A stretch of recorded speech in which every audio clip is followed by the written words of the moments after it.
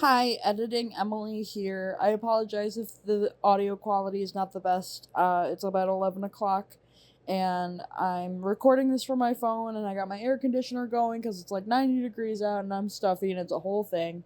But I just wanted to give a brief content warning at the top of this episode. This episode discusses topics of the female anatomy, it discusses topics of surgeries, and just some, medical things. It discusses religious themes, specifically Adam, Eve, and Lilith. And there are brief mentions of sexual assault. So if that is in any way going to be harmful for your mental health, please take care of yourselves. We would rather you do that and then have a view for this podcast. So we will not be offended by any means if you need to take a little breather from this week. We also will have some visual aspects that I'm going to be editing into this episode. And then there are also some visual aspects that we talk about that unfortunately cannot go into a YouTube video. So when Erin uploads this, I will give her all of the proper links and things so that you can see that for yourself. So it's gonna be a little funky this episode. Hopefully we're back to some regularly scheduled programming next time. This is just what happens when I decide I want to take the lead on an episode. But if you're taking a break this episode, please do some self-care. But if you're sticking around for the rest of the episode, I hope you guys enjoy it. Hello. Okay. So I have held this topic on lock since literally April. It's the end of May now. I came across this in not even like, it was just like a preliminary round at a national tournament for speech. And they were talking about this art piece, and I went, wow, we're gonna have a fun time with that. And I have been waiting to tell you about this piece specifically for your reaction, and it has been the most excruciating, month and a half. I've been holding this in deep in my heart. Yeah. Yeah, so... Constipation. Welcome to the Feminine Byte. My name's Emily. I'm here with my co-host Erin. Hello. And today we are going to be talking about a very interesting piece of art. So there is a little bit of a visual aspect to this, which will be a new hurdle for us to jump.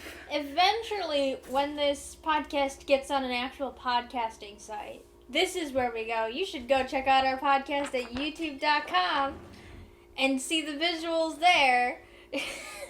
But we're only on YouTube, so this is redundant. Go to youtube.com. So this piece that we're going to be talking about today is called The Original Riot by an artist named WYNNIE MYNERVA. They use they, them pronouns. This was a piece that was on exhibition at the New Museum in New York from June 28th, 2023 to September 17th, 2023. So unfortunately, you can no longer see it in a gallery or a museum. But I don't want to give too much away here at the beginning, but some of the aspects of this piece are just really thought-provoking, and I just thought it would be a really something interesting to talk about as it does pertain to the story of Adam and Eve and Lilith. Yes. And I thought that would be interesting coming from both of our perspectives, because I am not religious. I've never been raised religious. And Erin, you would... I'm Catholic. Yeah. I guess I'm not confirmed, so I'm not, fully there. But there's a long reason for why I'm not confirmed. But I'm Catholic, and then I also have a minor in world religions. Yeah. So anything religious, I'm like, ooh. So yeah, just talking a little bit from both of our perspectives about this piece I think is going to be really interesting. Neither of us have a stake in the concept of Lilith. Yeah. Yeah. A religious stake, I should say. In Hell of a Boss, we have or not Hell of a Boss, Has Been Hotel. There's a stake. Lilith is pretty cool in Has Been Hotel. So. I like the interpretation. So, just before we introduce the piece, I do want to talk a little bit about WYNNIE Minerva as an artist. They are 31, and they were born in Lima, Peru. So... Did you just say Lima, Peru? Yes. That's where Catalina was at one point. Oh, yeah! That's crazy. It all comes full circle, folks. You have to watch all of our podcasts in order. We'll keep referencing old ones. WYNNIE Minerva graduated with a Bachelor of Arts and a specialty in painting from the National Academy of Beaux Arts of Lima, and then also studied art history at San Marcos National Major University. A lot of their art kind of revolves around feminist ideas, particularly about the female body and female pleasure, about queer pleasure and desire. Their style, I would say, is a little abstract, and this is me saying these terms as not somebody who studied art history at all, or art critique, I guess. Them growing up in Lima was very significant influence in their art because of at least where the parts of Lima that they grew up, drugs, prostitution, sexuality. Catalina was there. Yeah. all of that kind of at the very forefront of their upbringing, and you can tell that is very front of mind in their artwork. Just so that we can kind of archive some of the pieces that they have done in the past. If anybody wants to look these up, they do have a website that I have all the links that we'll put in the description. I think I'm going to save one of these for a little bit later, just because I don't want this to invoke the reaction of when I talk about this piece versus when I talk about the original Riot. But they did the Sex Machine in 2019, where they literally took, like fake body parts, like arms, fingers, all that, and put them on workout equipment. So there's just like a tongue on a sex bike. It's really interesting. Garden of Delights in 2020 was a painting. Something that in a lot of WYNNIE Minerva's paintings that you'll see is when they're painting like female figures, nipples are painted as flowers. It's kind of like a signature thing. Paradiso in 2022, I don't remember that much about Paradiso, but they still have a lot of work under their belt, but the original Riot was their official US debut. Okay. So really interesting. But that is just a short intro about WYNNIE Minerva.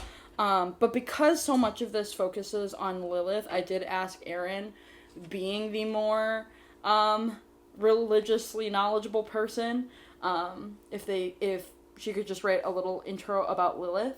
So, okay. Yeah.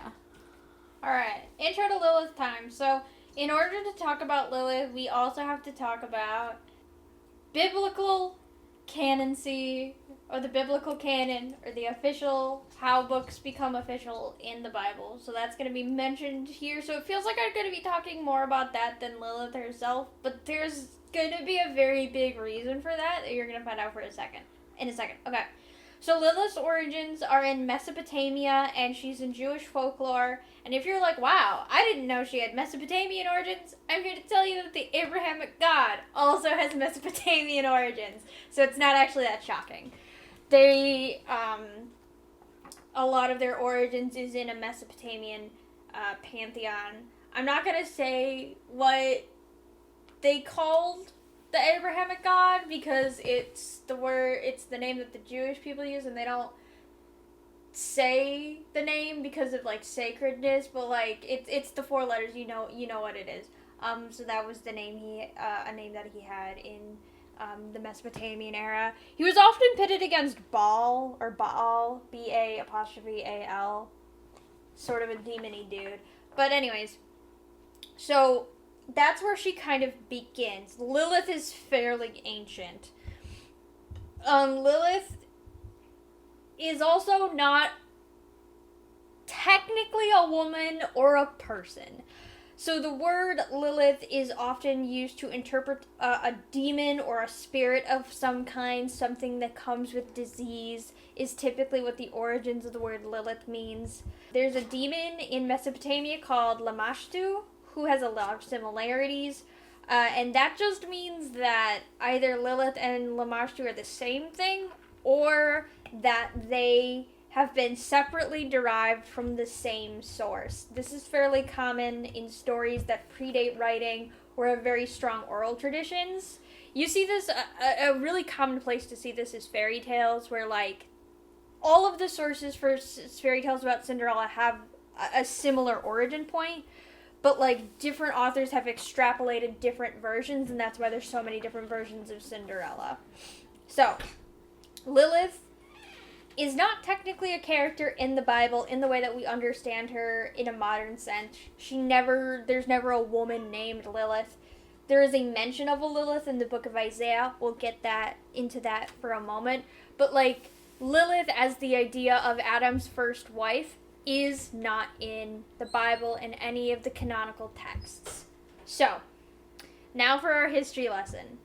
From about 500 AD onward, so AD is the same thing as CE, Lilith starts getting mentions in like local cultures and short mythical stories kind of surrounding Christian and Jewish groups. The word Lilith shows up in a few more places after this point. I didn't actually fact check to make sure if the Babylonian Talmud was written after 500 AD. I should have fact checked that. But Lilith, the word Lilith, shows up in the Babylonian Talmud and a non-canonical text called The Conflict of Adam and Eve with Satan. Now, this text is not in the Bible for a variety of reasons, but the main one is that to the best of our knowledge, the oldest version is in the 7th century, so that's 700 CE. Genesis, on the other hand, is believed to be as old as 1400 BCE, and with a more finalized version in 400 BCE, and the oldest texts that we know that we have are the Dead Sea Scrolls, and that is believed to have been written down in 200 BCE. So even if we're just measuring by like the age of the oldest text we have, the conflict of Adam and Eve with Satan is still 400 years too young for it to be considered canonical. We're not close enough to the other age of the text. Because, like, you would think that if this text, it should be as old as Genesis, and we can't place it as old as Genesis, and we also can't really place that Moses wrote it. That's the other problem. Moses is believed to have written Genesis, and we don't really know if Moses wrote this book. And if you're wondering, does 400 years really matter? Yes, the United States, right, is only 248 years old. So imagine if someone tomorrow showed up with a lost section of the Constitution and said it was written by the Founding Fathers, only for it to be dated in 2024, right? So that's why when we think about ancient things, we kind of get lost because we're always, the more ancient we go, the more we're thinking hundreds of years rather than decades. Mm-hmm. So I just want to be like, 400 years is a really long time, guys, okay? Lilith also shows up in the Zohar, which is a text that's featured in Kabbalistic literature. Kabbalism is a discipline of Jewish mysticism. But ultimately, all of this is to say that most rabbinic authorities tend to reject the idea as Lilith is Adam's first wife. Most Christian and Islamic scholars don't give credence to Lilith, though there are some scholars that do acknowledge her existence. And despite all of what I've just said, we here at the Feminine Byte don't care if you take this information and say, I don't care, she's Adam's first wife. We don't care. You're allowed to believe whatever you want to believe, especially if it's your religion. You are entitled to have your religious faith. We're just telling you where Lilith sort of appears in these specific three texts, these specific three religions. And again, it's not Lilith as Adam's first wife, even when she shows up. It's typically almost always Lilith in reference to like a demon. So in Isaiah 34:16, it's the only place in the Bible where Lilith is mentioned. The quote is, "Wildcats shall meet with hyenas, goat demons shall call to each other, thereto Lilith shall repose and find place to rest." And we can kind of understand that it's actually probably referencing a demon, or just like a general sort of demon or a beast, and not necessarily Lilith, Adam's wife, just based on the context of the other text around it. Mm-hmm. This happens a lot in biblical interpretation, where people just see the words and then they don't look around the text, and then they extrapolate like information from that. The sort of infamous quote where people in Leviticus, where they're like, God hates fags, basically. It referencing homosexuality kind of doesn't make sense based on the things that are around it, which is about like laying with like children and your brother and things like that. So there's just like, it calls into the context calls into question whether that was actually referring to that. So like this kind of happens a lot in the Bible. So whether or not you think this is actually Lilith, Adam's wife, or Lilith as a demon, again, I don't fucking care. So then we get to Lilith as a figure in paganism. So she becomes a figure in paganism and Wicca. This really takes off during like the Romantic period, which is the late 1700s to the early 1800s. People are writing poems and plays depicting Lilith as the first wife of Adam. There's a play about Faust where Lilith is depicted as the first wife of Adam. And from that, a lot of different versions have been extrapolated, interpreted, and upheld. Certain Satanist groups revere Lilith as a goddess. There's sects that think Lilith up as a sort of moon goddess, and then there's of course the people who do think that the Adam and Eve with Satan is a canonical text and extrapolate it from there. So none of these are wrong. But again, I want to emphasize, despite what I'm saying, where it's like Lilith technically isn't in the Bible, I don't care if you just ignore me. I don't care. You can worship Lilith. It literally does not affect me in any way, shape, or form. Yeah. So that's Lilith. So this piece does mostly use the framework of Lilith as Adam's first wife. There's an interview on YouTube with WYNNIE MYNERVA about the piece, and that's where I got a lot of this information about the interpretation from. They describe Lilith as Adam's first wife, wanting, in terms of, I guess, consummating the marriage with Adam, equal sexual positions with Adam instead of, him being on top. And that refusal from Adam, but also God, kind of causes they describe it as the first rape. God expels Lilith out of paradise and curses her with a flaming vagina. And when they talk about Lilith being demonized, they say she is an openly sexual figure who is demonized. And I said, yeah, literally, they're demonized. I was like, but she was a part of me is like, but she was a demon first. Like, you know what Lilith means, right? That's not to insult her or anything, but I'm like, Yeah. Sorry, I'm just like, it's almost like folk etymology where they like think etymological origins are what they aren't. The concept of the original riot is this idea of Lilith and Eve, Adam's second wife, meeting and basically creating this feminist pact against Adam and God. This is a... You know what? Good for her. I'm such an Eve stan. So this painting is huge, by the way. It is 20 meters by 4 meters. And for Americans, that is 65.6 feet wide and 13 feet tall. It's like almost 3 errands. And it's beautiful, it's colorful. If you're not, like, intently staring at it and, like, fully taking in what these forms mean, you kind of don't really know what you're looking at. It's ginormous and curved. And I can't find any good pictures online. This is from the YouTube video, so it's a little infuriating that I'm gonna have to put a YouTube video, like, screenshot over a YouTube video, but I digress.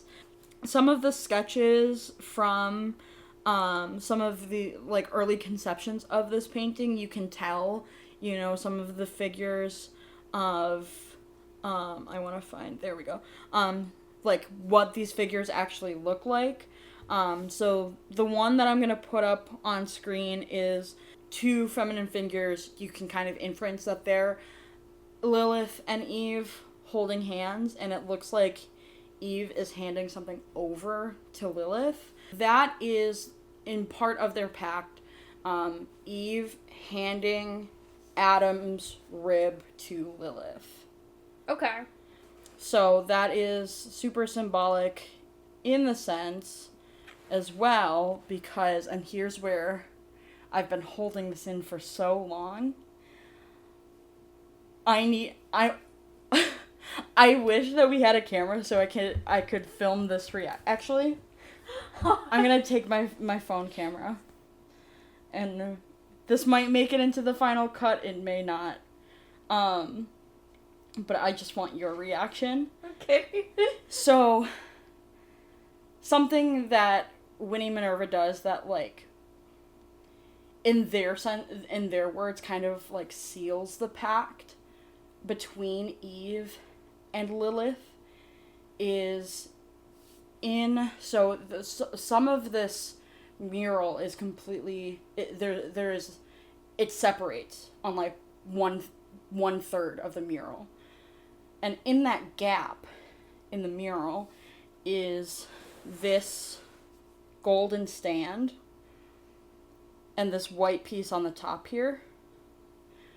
WYNNIE MYNERVA, the artist, had their Adam's rib surgically removed for this specific piece to symbolize Eve handing Lilith Adam's rib. Holy fucking shit. Yeah. So fucking metal. Yeah, it is. So it's the... Oh my god. Yeah. Do you know how dangerous surgery... Hold on, okay. My brother grew up in and out of hospitals. You know how fucking dangerous surgeries are? Do you know how hard it is to convince a doctor to operate on you? Do you know how hard it is? When my little brother was born, he needed a very special surgery that they had to recruit doctors for all over the globe. And they only perform that surgery when someone's life is on the line. So they were flying kids in to have this surgery. The fact that she managed to convince a doctor to do this is more impressive than... than anything else.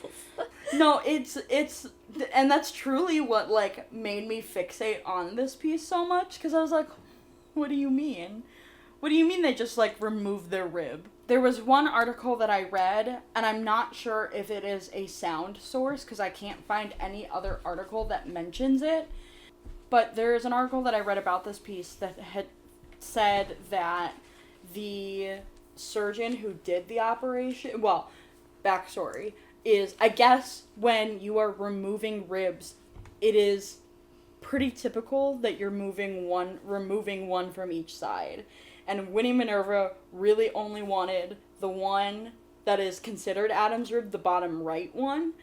And so, and they were hesitant to tell the doctor, you know,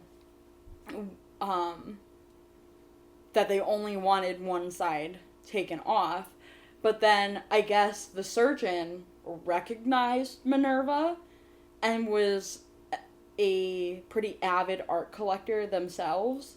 And so they just did the operation for free. Again, I don't know if that's confirmed or not. I only found one article that said it. But apparently, yeah, it was just, they just did it. I believe it.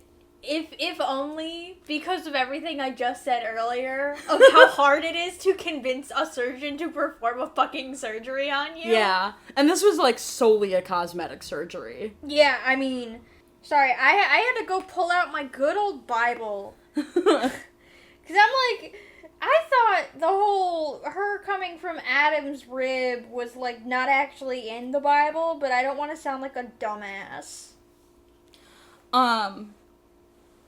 While you're looking for that, I will flabbergast you further. Okay. And this isn't necessarily about the original riot or anything like that. It's more about WYNNIE MYNERVA, is that, this is not the first surgery that they've had for an art piece. Where are these surgeons? Where are these surgeons, man? It is their piece that I avoided talking about at the very beginning of this episode. But it is their piece closing to open in 2021. And I will not show this to you if you do not want to. But it is about how it is about, you know, the liberations of women's sexuality and talking about, you know, what autonomy women really have over their bodies. So at the very center of this art piece is a photograph of WYNNIE MYNERVA getting their vaginas surgically closed for solely bodily functions. So that they are not able to have sex anymore. It is solely I'm sorry, can you repeat that? Yeah. So, the very center of this exhibition is a photograph of WYNNIE MYNERVA getting their vaginas surgically closed enough so that they cannot have sex anymore. So that they can remove sex away from their being. So, is WYNNIE MYNERVA metal as fuck, or is WYNNIE MYNERVA asexual? That's a great question. They have not talked about their sexuality on fair. anything, at least from my research, they do not. I suppose that however they engage with pleasure, sewing up their vagina is not a non-starter, because they did it, unless... did they undo it? I don't think so. Okay. Do you want to see it? Sure, yeah. Jesus Christ. Yeah. Upon researching this artist, I can only describe their art as visceral. Yeah. In one of the less extreme things that they did. I found it. It's it's Genesis 21, in case anyone wanted to know. He does use the rib. I don't know where I heard that. I thought it was a rumor, and I just never fact-checked when someone said it was a rumor.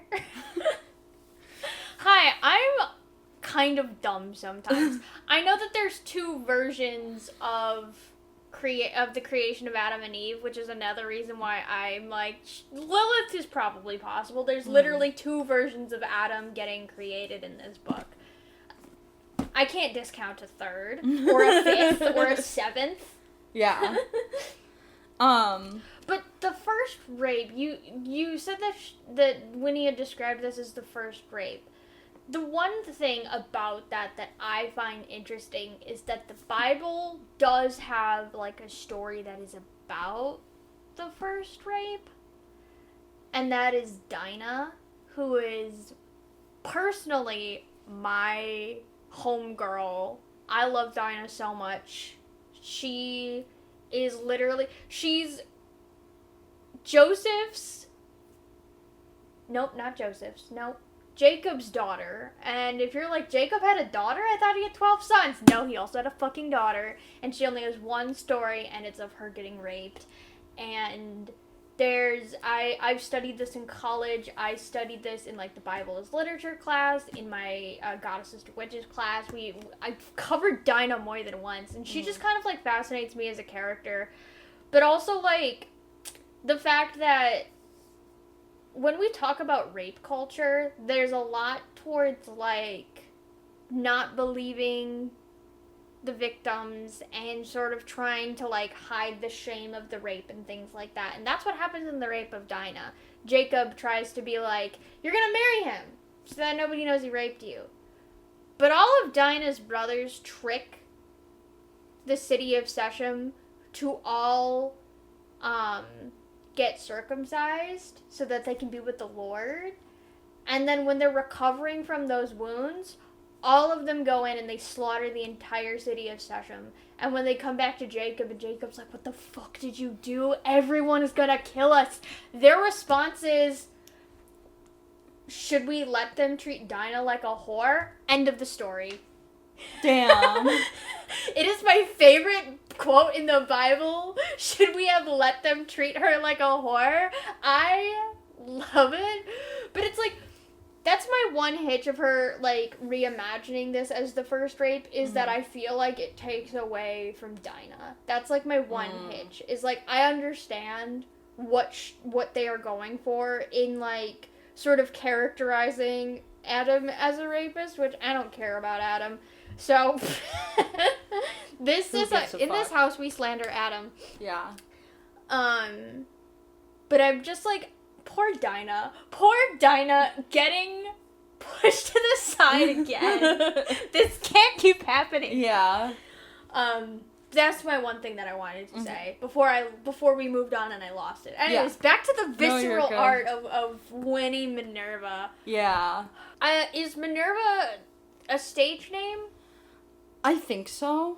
Because Minerva is the Roman equivalent of Athena. I just think it's so interesting. I was, like, considering the fact that they're, like, super against... They seem very against men in sort of a sexual way. Yeah.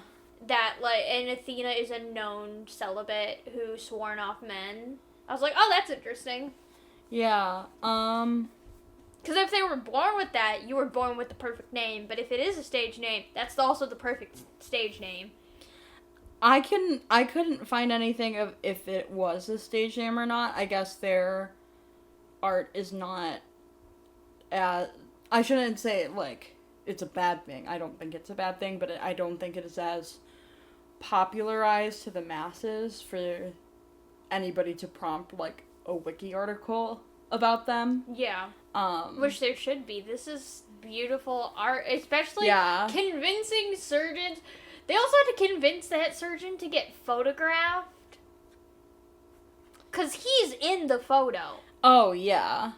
I mean, the face is not, but fully, like, is. They're in it. That also looks... It doesn't look like it does look like he's posed. So, but, like, presuming that they used an anesthetic on WYNNIE, it's not like WYNNIE can control the photo shoot. Like, there's a lot of moving parts to get that particular photograph snapped. Which, again, I'm like, how did you convince people to do this?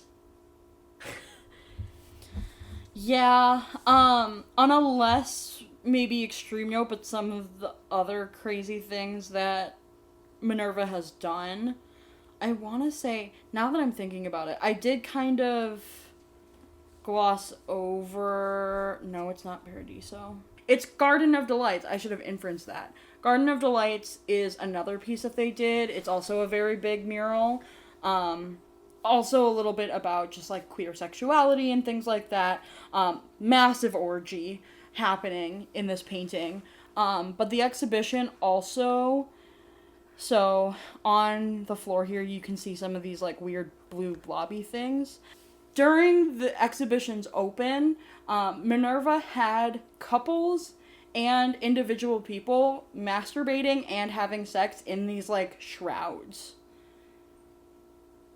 How does Minerva convince people to do these things? They can't keep getting away with this.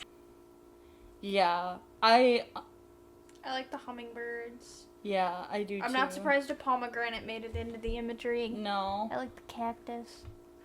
Yeah. It's just, yeah, I in researching for this podcast, I very much found that Minerva may be my favorite artist, period. It's so good, and it's just so interesting, especially the levels of, like, dedication that they're, like, willing to do for these artworks, and the way that they can convince people to do these things. Two surgeries and 15 people having sex and masturbating later.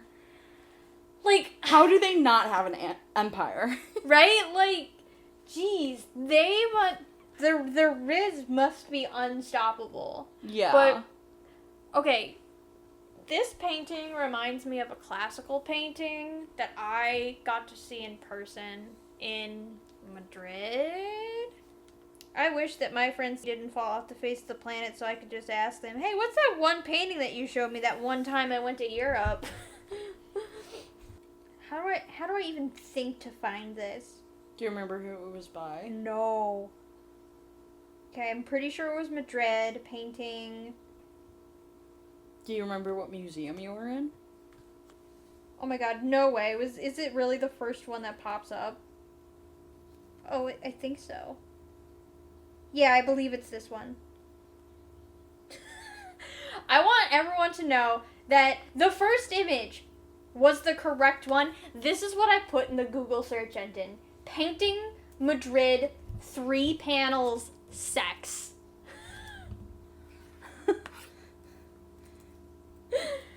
It is... I'm gonna look it up now.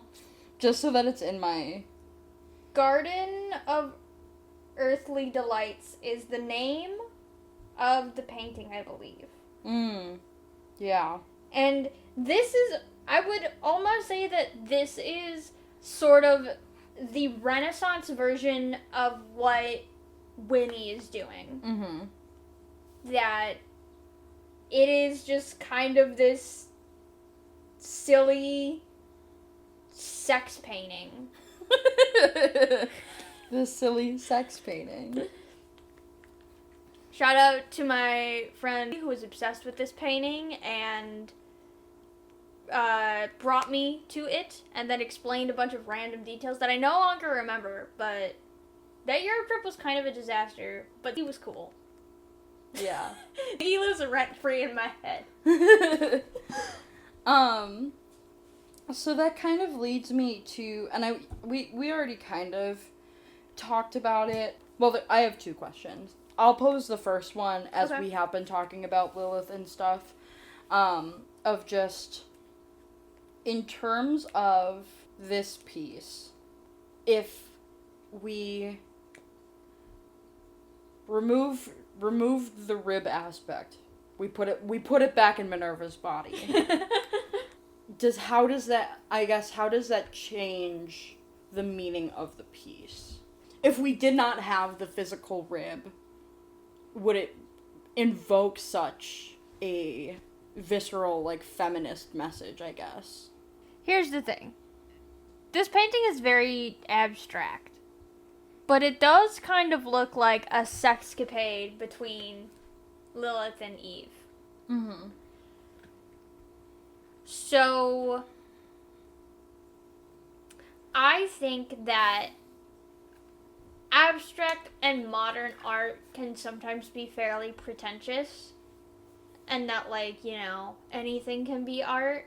And I think what makes abstract and modern art stand out from other pieces that just are like, are you sure that this is art? Is when there is something interesting that's, like, going on. Like, I don't know if you know, but there was, like, this one artist who had this piece of art that remained unfinished because he was dying of AIDS. And then it was intentionally left unfinished because he was saying something about, like, the way that AIDS was affecting, I think it's AIDS. And then somebody used AI generative fill to finish the painting and was like, now we know what it could have looked like. And everyone went like, you missed the fucking point. So that's what I mean when I'm like, when modern art, there is something attached to it that gives it a tangibility, something that is tangible. And I feel like this is an interesting piece, but I feel like the rib is that tangibility that we can have this whole conversation about Lilith and Eve, especially because Eve's whole thing is that she takes the apple from the snake, and then she also gives the apple to Lucifer. Eve's story is deeply entrenched with the idea of taking something from someone and giving it to someone else.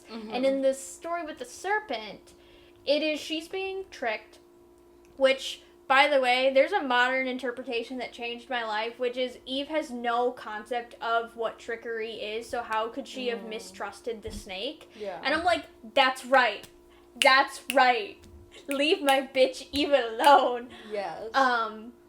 But she gives it to, and she gives it willingly to Adam. She is sharing this with her life partner, someone that she loves, because she feels like both of them should have this experience. And then in this version where we see Adam as the rapist, right? Because that is what's predicated about this, that he is sort of a taker and a controller, and he has sort of taken the role of the serpent in this sort of story, but he has not offered the rib to Eve. Eve has presumably taken it, and she is then willingly given it to Lilith. And, like, the riot, which I would assume is the fact that this rib is what created Eve. So, in a way, Eve is giving creation to Lilith. And that it's women supporting women, and no longer a woman giving something, like, Eve gave free will to Adam, and that is patriarchal. Eve gives creation to another woman, suddenly that's radical feminism. I mean, what conservatives would say is radical feminism. Yeah. Even though, like, is there really a difference between Eve giving something so powerful to Lilith, then Eve giving something so powerful to Adam? Like, if one is, like, one of them is traditional and biblical and the other one is radical feminism, I feel like there's something wrong in that it inherently shouldn't be different. But the fact that it feels so different is what makes, I think, this piece so interesting. And again, I feel like if the rib was not there, it would lose parts of it. I think that it doesn't have to be Minerva's rib. Yeah. It could have been a fake rib made with a 3D printer. Or maybe they got a bone from someone. I don't know. Yeah. Like, it could have been, like, an animal rib or something. Yeah. When I was thinking if I was going to make... I have a D&D character who carries around a rib cage. And when I was considering if I made that a prop, I was not going to be using real rib bones from real humans. I was maybe going to do an animal at best and just pretend that it was human, even if they would even be real ribs.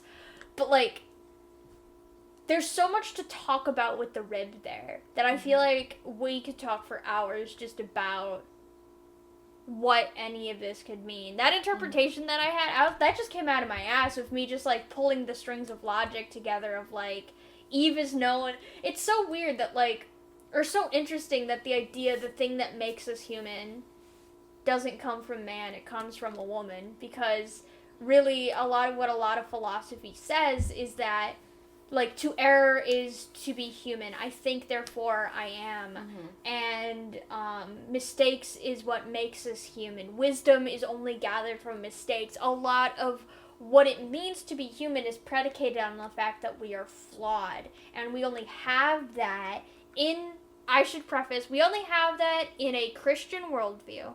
There are many different worldviews, but we're specifically talking about the Christian one because of the context of the painting. Mm-hmm. And we only have that because of a woman. There's a poem that I had a teacher read to me in 11th grade that I've never been able to find again, and I wish I could find it.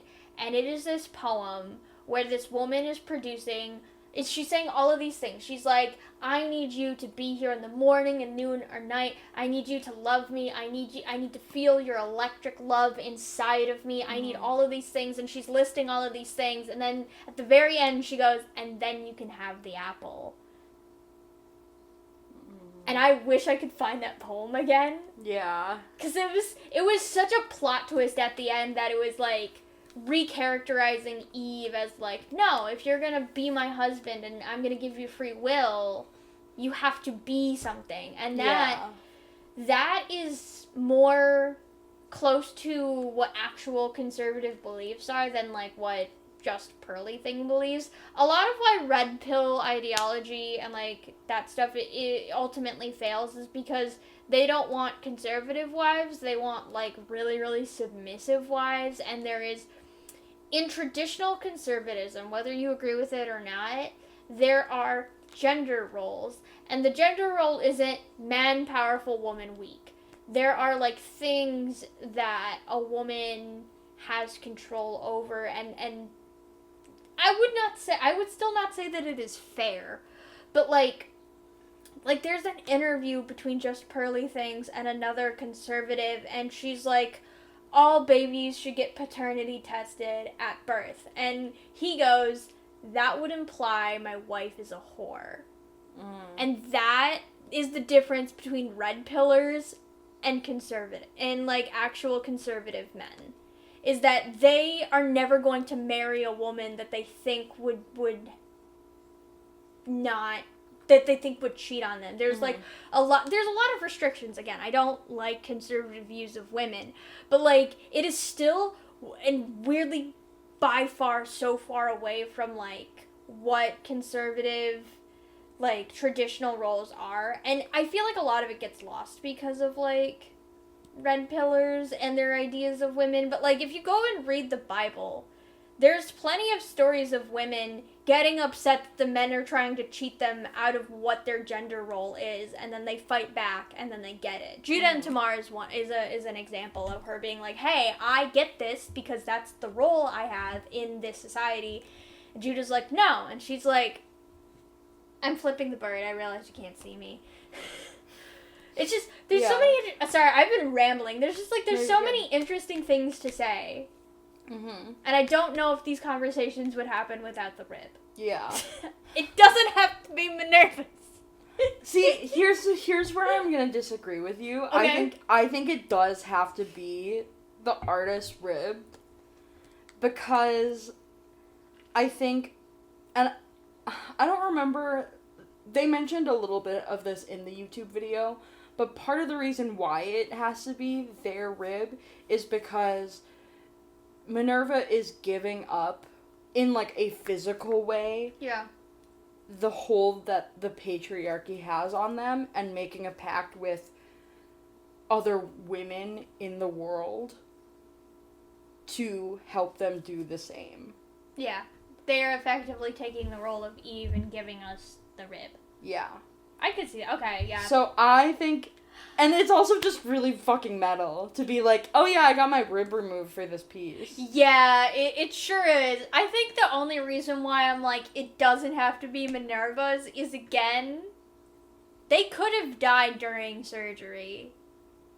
Even surgeries, like, there's very few surgeries that it is 100% you're always gonna make it off the table. You never know. Something could just go horribly wrong, and you could die. So anytime someone does have a surgery, even if it's a small risk, there's a risk. So I think that's why I'm like, it doesn't have to be, because I'm like, I don't want people to die in an attempt to make an art piece. Mm-hmm. Like, I'm concerned for Minerva as a person, where I'm like, please don't die. Great segue into my second question that I planned. Is I think when I was thinking of questions, first I wrote down, what is the boundary between an art and its artist, and then I kind of stopped and I was like, you dumb idiot. Artists are going to have different boundaries for different, depending on a lot of different things. Yeah. But do you think, in terms of your art and your body, should there be a boundary? Like, if you were, say you were Minerva, and you're like, oh yeah, I'm gonna give my rib for this piece, what is too far, do you think? I feel iffy at someone risking their life for art. Just in general, there's this idea of, like, it's more common with mental unwellness than it is a physical sense. There's a lot of people who are like, if I'm not depressed and want to kill myself, then how am I going to be an artist? It's like, please stop comparing yourself to Van Gogh. He was a deeply troubled man who tried to eat paint. Yeah. And we don't know if he shot himself or if he got shot in that wheat field. Yeah. So I'm always like, I want, before anything else, I want people to be alive and I want people to live. Mm-hmm. Like, I understand that there are nuances and people make choices that might result in the death of others or a death of themselves. Like, I understand that there's nuance. I'm not like a pro-lifer, all lives matter freak. No, I promise you I'm not like that. But, like, my priority is that I genuinely want people to live. And so my only concerns ever is that I don't want someone to die in the name of getting an art piece done. Mm-hmm. So, that being said, I can't stop anyone from doing it. I think it's cool. I could never. Yeah. Like, my personal boundary, I think, would stop at surgery. I feel like you have to draw the line in the sand for yourself. But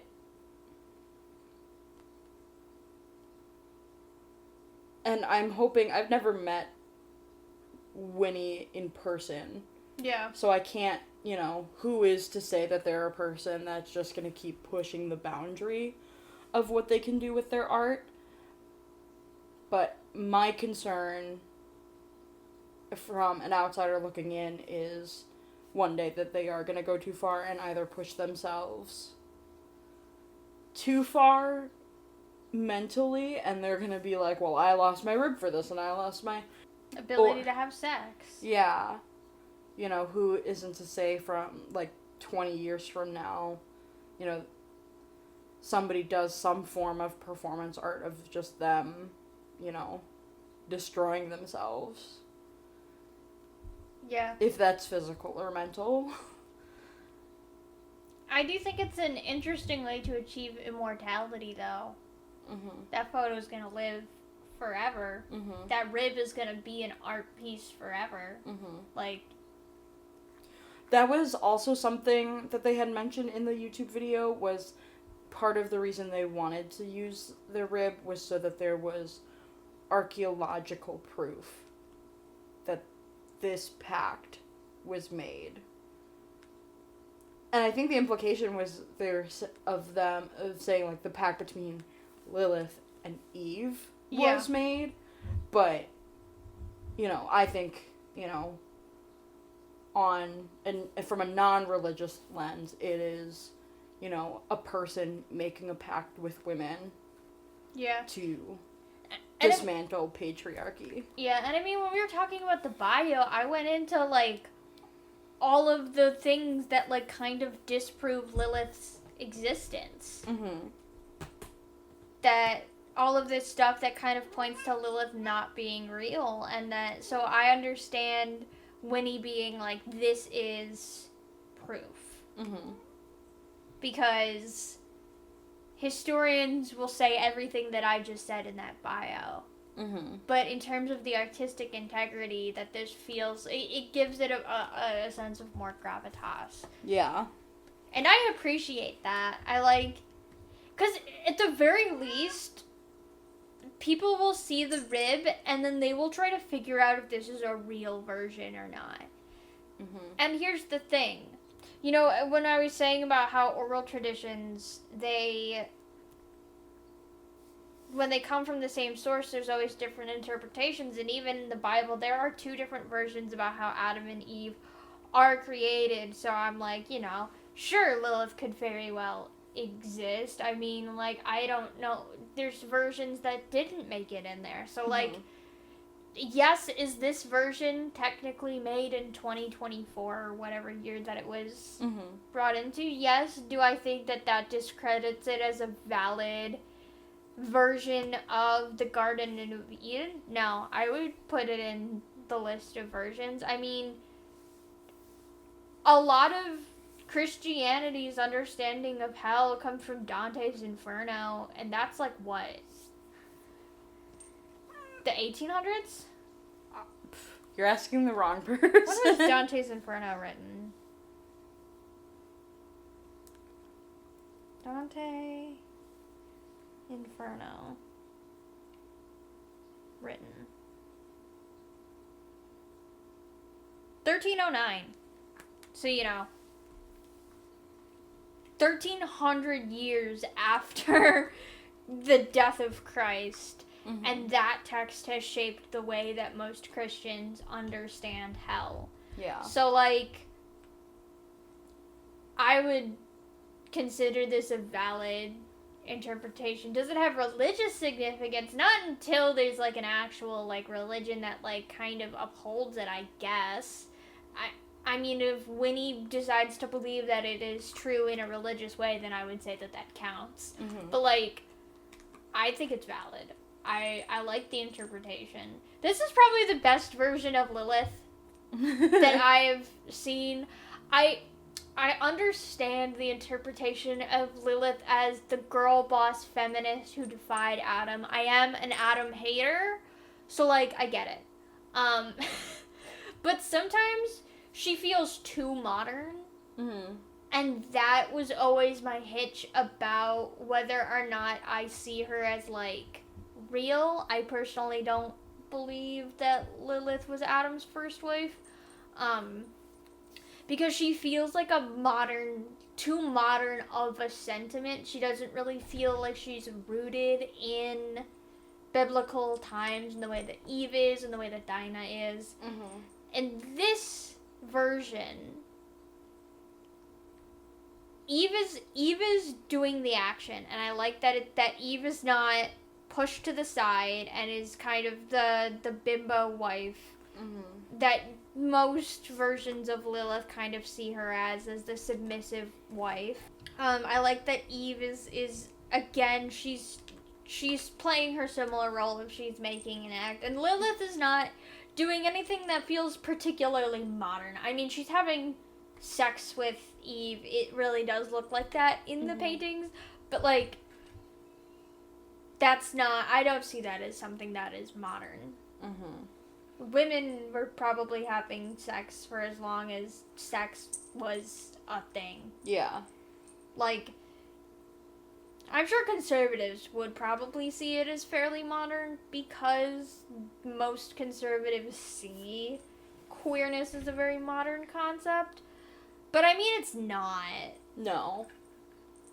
So that's what I like about this the most, is that Lilith feels like she has the sentiments of someone who was the second/third person ever created. She's not Mm-hmm. she's not doing anything particularly profound. Yeah. Yeah. Echo, you're a good cat. So that's kind of It's a good about artist. it. Yeah. It's a great artist. Check out WYNNIE MYNERVA. They spell their name kind of weird. Hold on. They spell it WYNNIE and then Minerva, as you would probably spell it, MINERVA.